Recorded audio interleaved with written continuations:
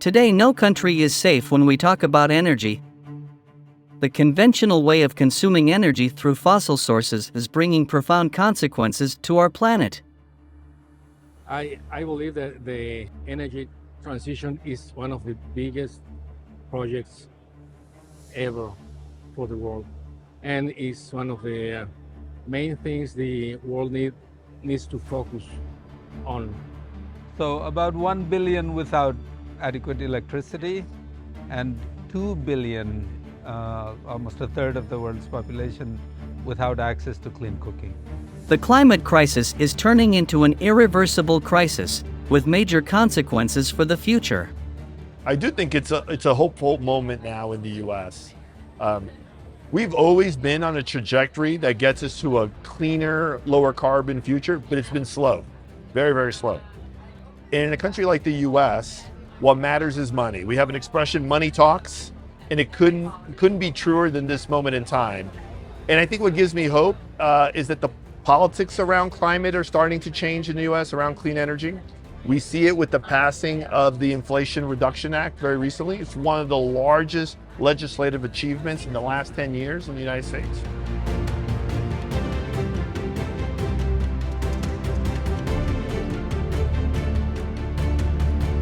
What could happen if we insist on consuming fossil energy?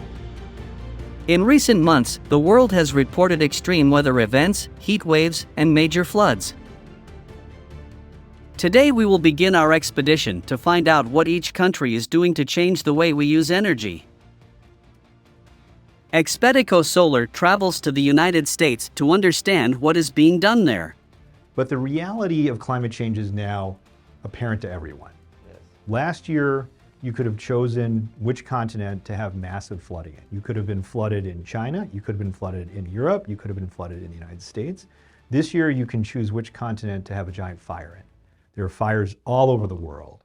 And the reality is that people understand now in a very clear sense that themselves and their children are going to be affected by this going forward. The climate crisis should be the #1 agenda for countries. Which issue is more important if not keeping our planet habitable? Now I think the pathway is becoming very clear, and that the benefits, not just because it's better for the climate, but it's better for the environment, it's better for pollution, it's better for your children's respiratory health. Yep. All those things are clear. Where you're starting to also see behavioral changes because of necessity. So the most recent example that sticks in my mind is we just had a series of heat waves in California. And the way that they avoided power outages is that the state sent to all the citizens in California alerts saying, you need to turn down your air conditioning right now. You need to reduce your consumption of energy right now, or there will be a blackout. There will be power outages. And people responded very quickly to that. So there's an increasing awareness. I don't think anyone is interested in creating more of a catastrophe than we currently face. And the reality of that catastrophe is becoming more clear all the time. The big problem is that our planet cannot wait. As many actions as possible must be put into practice now. The climate crisis could get worse every day. So we have a goal of having 30% of our energy generation from solar by 2030, at least 70% from other sources. So it's still huge growth. We're at about 4% now. So 4 to 30 is incredible, but still it's a diversified portfolio. I think by 2035, it goes up to 40, but that still allows plenty of room for other technologies. And I agree with you that the mix is really important for energy security and kind of diversifying risk across segments. So I think the good news is that the energy transition in the United States is very much well underway. And it's well underway both in the private sector and the public sector. So during the Trump administration, there was an enormous amount of work that was being done at the state and local level and in the private sector, even if the federal system wasn't really focused on that much support for the renewable energy transition. What's happened in the last 18 to 24 months is a substantial transformation both in the private sector and the public sector. The United States has two major challenges: strengthening its industry and at the same time changing its entire energy matrix to renewable sources. Transition in the U.S. Of course, the Inflation Reduction Act was just passed recently, and so that's, of course, going to provide a lot of funding and new opportunities for companies throughout the U.S. But also, I think that it's also state allocated. For example, I work in Illinois, and there's a really progressive state, and some new legislation was just passed about a year ago now, and some of that is being implemented as we speak, which is really exciting. So I think it's both, federal and state-bound that I think that we'll see, and it depends on, how progressive the state is and how much they want the transition to happen too as well. The energy transition will require efforts from society as a whole. To guarantee a carbon-neutral future, it is necessary to use all the new technologies available today to generate clean energy. Solar energy is the source that will have significant importance for this change.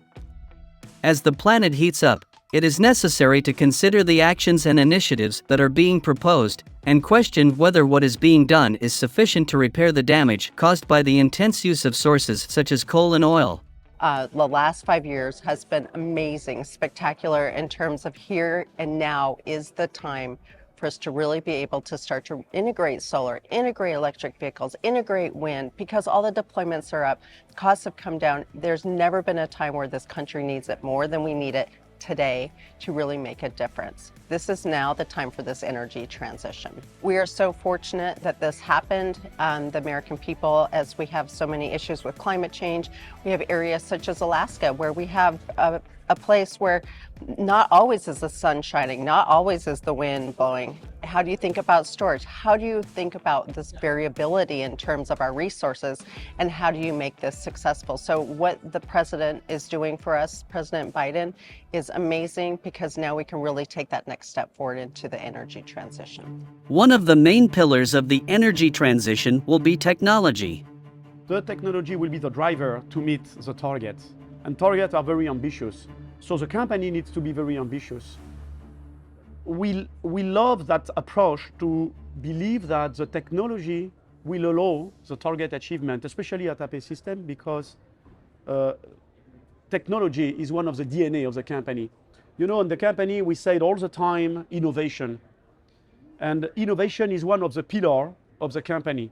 There are other pillars, maybe we'll have the occasion to talk about it. But one of the pillars is innovation. And we firmly believe that, yes, technology will be one of the pillars for this achievement. Fortunately, AP System is on that path. We're already on that way to get the target and to be part of the company achieving this target because of the technology. So, right, technology, politics, and people. Expedico Solar went to California to experience one of the largest renewable energy events in the world. So what's ahead? Oh my gosh, everything. The whole world is at our fingertips. Rapid deployment of solar, rapid deployment of storage, growth across all the market segments, and building a really strong domestic manufacturing base. I mean, that's the big picture, is that solar is going to be more accessible, more affordable, more sustainable and ethical, and available to everyone in our nation. Among the most prominent technology is solar. It allows anyone to generate their energy in a simple way. I'm going to introduce a concept or a phrase that I like a lot. And this phrase is abundance of energy, energy abundance. And so we live in a world, and we grew up in a world where energy was scarce. And we treated energy in a way where it was expensive and difficult to get and dirty, and it was not a good thing, right? We generated energy in a central plant, and then we pulled it over with copper wires on dead trees to our homes. And it's an old idea. Now we're in a place where we have very powerful and inexpensive photovoltaic to create electrons, right? And we have amazing inversion and optimization and amazing battery technology that's becoming cheaper and cheaper and cheaper. We also have integrated EV charging systems. When you put all of that together, you flip the script in a sense. The grid now becomes your backup. The modernization of transmission networks is fundamental for the energy future. New consumers use the conventional network not only to consume energy, but also to export excess production. Energy management must now be done through smart grids, for this is why it is important to invest in new transmission lines to keep up with the new energy scenario. To ensure that each consumer has energy available at any time from solar or wind sources, it is essential to think about storing energy. Energy storage solutions more sustainable and affordable. So it will be a change maker for the energy transition. So there are different applications of the battery solutions. So like we're covering energy storage solutions in many technologies. Lithium-ion battery is one of these technologies, and we can still see, just like lithium-ion battery technologies is one of the most applicable in the mass production and still affordable, and we can still advance the value chain to make it more sustainable, including the recycling and just referring to environmental concerns to make the future direction better in the storage technology. But there are so many storage technologies are developing very fast, which is an advantage. So we shouldn't just focus on one technology, because this is like, if this market and technologies gets better together with all the efforts, so we will have a lot of benefit for the future. And we also need long duration energy storage, and that is beyond 8 hours, maybe 6 to 8 hours, but we need to cover the whole night. So more than 12 hours would be perfect. So like we're just like talking about emerging technologies in this field. So like what technologies I'm referring, battery storage and energy storage is one of the emerging technologies to support all renewable energy technologies. So like it's important part of the clean energy transition. But we are also talking about, just like digital technologies integrated in this field. So all these systems should be supported by artificial intelligence solutions. And, there are so many other emerging technologies that support the field. So electricity storage is one of the field, but all the emerging technologies support the future direction of the energy storage. Storage is essential to ensure the continuous supply of energy from renewable sources.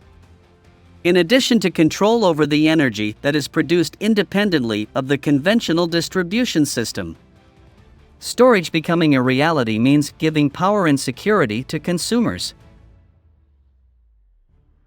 Many ideas are being put into practice for the future of energy. A concept that is taking shape around the world is agrivoltaics, which is integrating solar energy with agriculture. Agrivoltaics is formally defined as the combination of agricultural land with photovoltaic land use, and it has this ability to increase land use efficiency, decrease the land conflicts that may arise from solar energy taking over agricultural lands. So here in the US, we have enormous goals, but we also have a really huge responsibility. So the Department of Energy's Solar Futures Study estimates that we're going to need over 10 million acres of land to satisfy our solar energy goals. And 90% of that is going to be in rural communities. So we can think about things like public opposition to solar, stakeholder conflict, land use conflict, and the agrivoltaic concept is a probable solution to mitigating land conflict when you bring solar to an agricultural community. We have a limited amount of fresh water, we have a limited amount of land, and we have an increasing demand for renewable energy and for food. So agrivoltaics can really hit at those while reducing emissions for our climate. Another major initiative in the United States is the creation of a green bank. One of the things that interested me most in that bill is that it also includes the creation of a national green bank in the United States. This has been a dream of the finance and environment community for a long time. It first appeared in a bill in 2009, the Waxman-Markey bill, which was this climate bill, one of the first large climate bills, but it did not pass.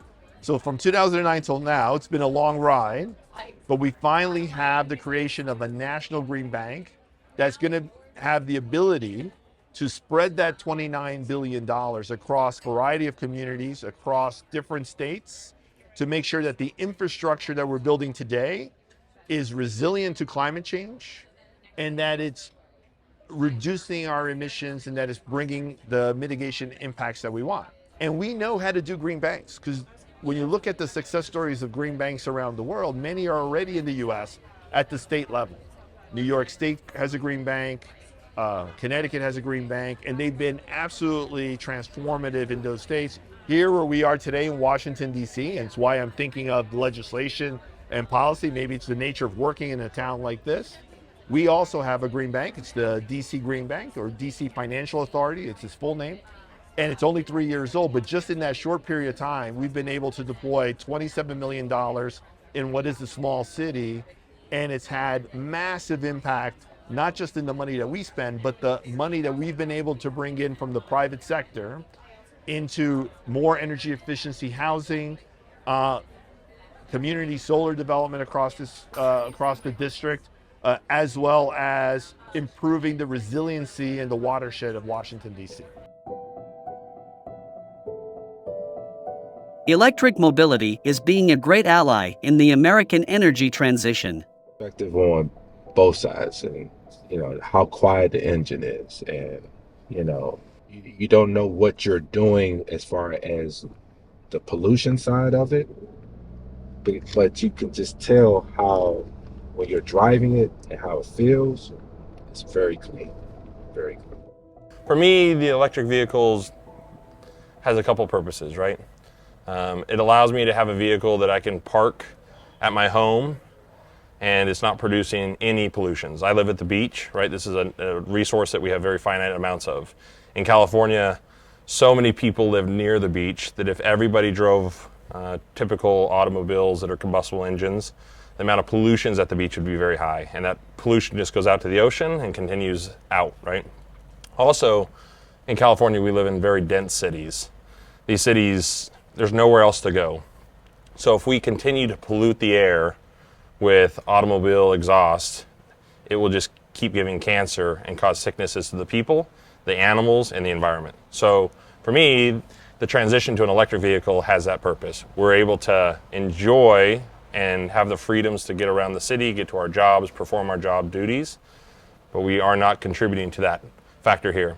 Now, there is still some pollutions that come from them. It's not completely perfect yet, and that model still has to grow. And so I also do a solar company, so that not only do we charge our grid and the power that I pull my car from an electric source, but I also drive an electric car.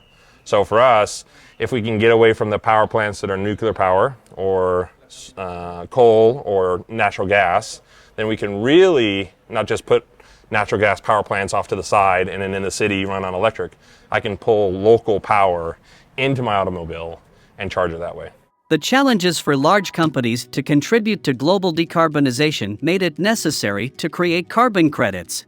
Well, the carbon markets are actually global, right? So even though projects happen in different places in the United States or in Brazil or in India, the credits that result can be traded anywhere. And what we see are different markets for the carbon. So there's markets like the California Cap and Trade program, where entities have to reduce their emissions and they're allowed to use carbon credits generated here in the United States to meet a part of their obligation. We also issue credits that are used by corporate buyers towards their voluntary climate targets.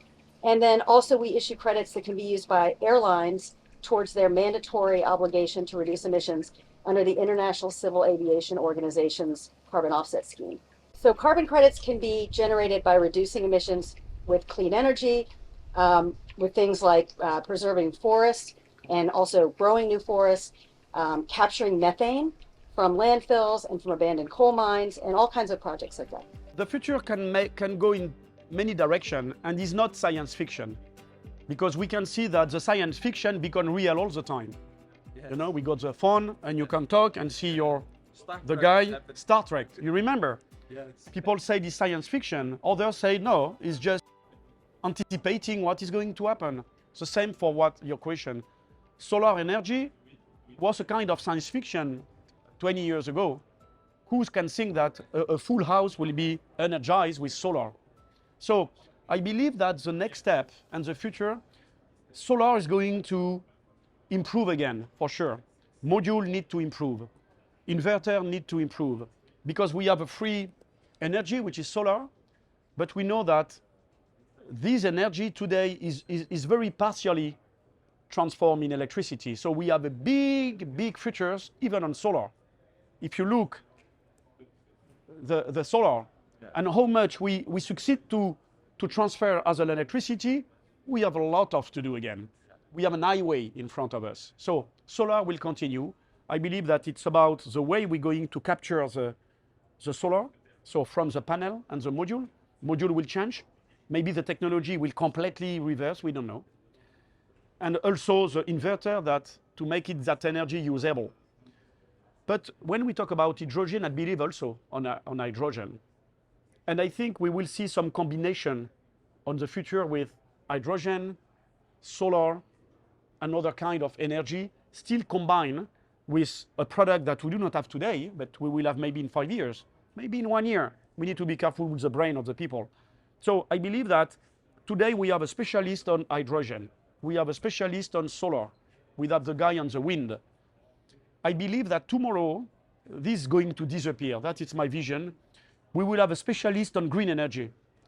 And technology will be strong enough to have a product that is able to capture solar, use hydrogen at night, and manage the storage. We don't talk about the storage, but that's also a big next step. Because what you do at night, what you do when there is no sun, what you do when there is no wind, storage. And storage needs to improve again. Need to improve on technology, but also to improve on price.